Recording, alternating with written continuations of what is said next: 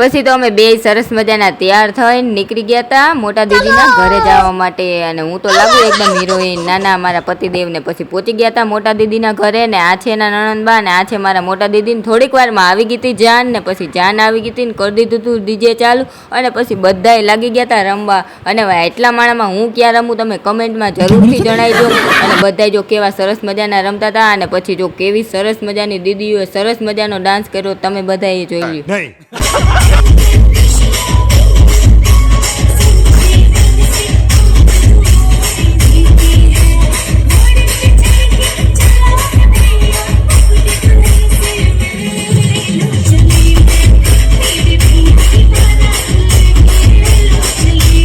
પછી તો જાન આવી ગઈ હતી માંડવે ને પછી જો અમારી ક્યુટ ગર્લે જો કેવું સરસ મજાનું હામયું ઉપાડ્યું। અને પછી તો હું ઢોલવાળાને કહી દીધું તું બાકા જીકી જ બોલાવી દેજો વગાડી નહીં ખાજે ઢોલને। જો પછી બધાય લોકો આવી ગયા હતા માંડવે અને પછી બધાય બેસી ગયા હતા ને આ પછી થોડીક વારમાં અમારા દીદીની પણ એન્ટ્રી થઈ ગઈ ને દીદી જો કેવા સરસ મજાના લાગતા હતા।